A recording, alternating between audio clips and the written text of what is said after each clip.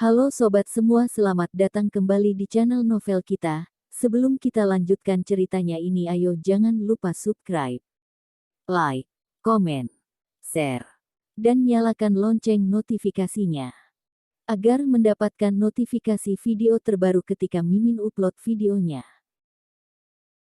Dr. Stranger Thomas Kin, bab 485, Satu Jarum. Melissa Zhu mengerutkan kening dan merasa sedikit tidak adil. Bagaimana kalau mereka memeriksanya bersamaan? Thomas Kin tersenyum, tidak apa-apa, biarkan dia duluan. Meskipun tidak memeriksa denyut nadi, Thomas Kin juga bisa melihat beberapa gejala penyakit. Kelihatannya nenek tua hanya masuk angin dan sakit kepala, tapi sebenarnya dia menderita panas yang menyerang hati dengan perlahan. Dalam TCM, ada banyak jenis panas dalam, dan penyakit yang paling sering ditemui adalah amarah yang menyerang hati. Biasanya orang yang pemarah sering terkena penyakit ini. Begitu amarah menyerang hati, maka penyakitnya akan datang dan membuat tubuh tumbang. Tetapi penyakit nenek tua berbeda. Dia mengidap panas yang menyerang hati dengan perlahan. Setiap hari dia terlalu lelah bekerja dan banyak mencemaskan masalah-masalah di perusahaan. Karena semakin lama tekanannya semakin besar, lama-kelamaan tekanan yang menumpuk menyebabkan dia jatuh sakit. Meskipun kedua penyakit ini sama-sama merupakan panas dalam, tapi cara pengobatannya sangat berbeda. Karena tabib Lu yakin bisa mengobatinya, tidak masalah membiarkannya mencobanya terlebih dahulu. Setelah tabib Lu duduk, seluruh keluarga berkumpul dan melihatnya memeriksa denyut nadi nenek tua. Setelah beberapa saat, tabib Lu mengelus janggutnya sambil menggelengkan kepalanya. Bukan masalah besar, dia hanya panas dalam dan masuk angin. Setelah aku mengerok bagian belakang lehernya, seharusnya sudah tidak apa-apa. Selesai berbicara, tabib Lu mengeluarkan alat pengerok dan mulai mengerok bagian belakang leher nenek tua. Thomas Kin yang berdiri di sebelah menggelengkan kepalanya. Jelas sekali orang ini bukan tabib ternama ibu kota, jelas-jelas dia hanya seorang amatiran. Di mata Thomas Kin dia hanyalah murid magang, bahkan Imelda Ye jauh lebih baik darinya. Dengan kemampuan ini dia masih berani keluar untuk mengobati orang, dan mengaku sebagai tabib ternama ibu kota, benar-benar sangat lucu, jelas-jelas dia adalah pembohong besar. Setelah mengerok lebih kurang 10 menit, tangan tabib Lu sudah pegal, dia menatap nenek tua sambil bertanya. Bagaimana, nenek tua, apakah sudah enakan? Nenek tua tidak hanya merasa tidak enakan. Dia bahkan merasa lehernya sangat sakit karena dikerok. Tabib Lu ini tidak mahir dan kerokannya sangat sakit, ada dia beberapa kali dia harus terpaksa menahannya. Dia terpaksa tertawa dan berkata, lumayan. Lumayan, aku tidak merasa apa-apa tapi kurasa sebentar lagi akan membaik. Nenek tua tidak tahu harus berkata apa, dia tidak merasakan apa-apa, dia tidak memiliki nafsu makan, dan tubuhnya masih sangat lemas.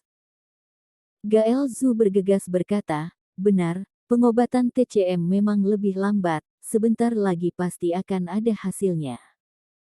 Lydia Wang mendengus dengan dingin, menurutku tidak ada apa-apanya, bukankah hanya mengerok, lebih baik biarkan Thomas Kin memeriksanya.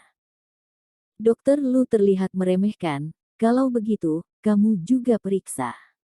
Thomas Kin berjalan mendekati nenek tua untuk memeriksa denyut nadinya. 10 detik kemudian, dia sudah tahu harus melakukan apa. Dia mengeluarkan jarum perak lalu menancapkannya di posisi antara jempol dan telunjuk nenek tua. Setelah itu jari tangannya menggoyangkan, mengangkat, dan menggoyangkannya lagi. Setelah mencabut jarum dia berkata, sudah. Mendengarkan ucapannya, semua orang kebingungan, sudah selesai.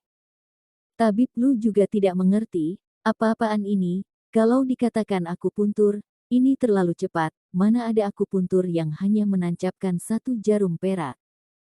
Hanya satu jarum langsung bisa sembuh. Bukankah ini sangat tidak masuk akal? Kamu sebenarnya bisa atau tidak? Saat semua orang sedang menanyai Thomaskin, nenek tua tiba-tiba merasakan sensasi hangat di perutnya. Dia mencium sesuatu lalu bertanya. Bau apa ini? Harum sekali.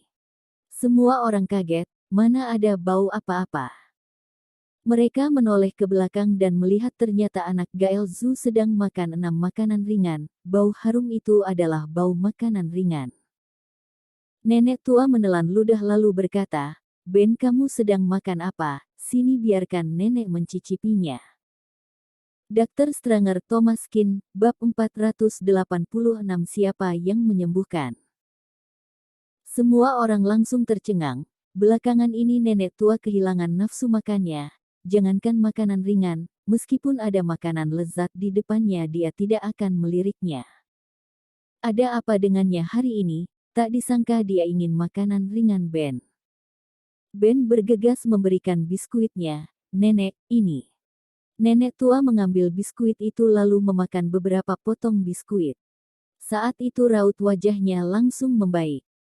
Beberapa hari ini dia hanya disuntik dengan glukosa jadi tubuhnya sangat lemas. Setelah memakan beberapa biskuit, dia langsung bersemangat dan raut wajahnya menjadi lebih segar. Berikan aku makanan lain. Bagaimanapun, ini adalah makanan anak-anak, bukan makanan yang mengenyangkan. Begitu mendengar nenek tua mau makan, semua orang langsung merasa bahagia. Ini artinya penyakitnya ini sudah membaik.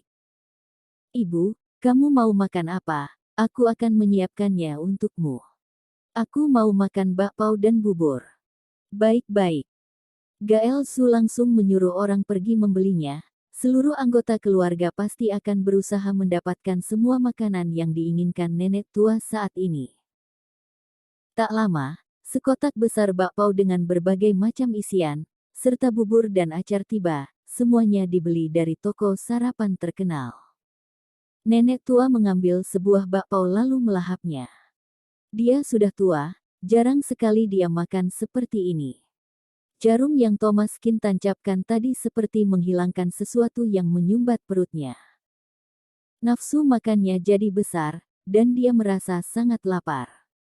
Setelah melahap 6 bakpao yang sebesar satu kepalan tangan nenek tua berhenti lalu bersandar di kursi sambil menghela nafas panjang. Setelah perutnya terisi, raut wajahnya juga menjadi jauh lebih baik. Melissa Zhu sangat gembira, Nenek, kamu sudah sembuh.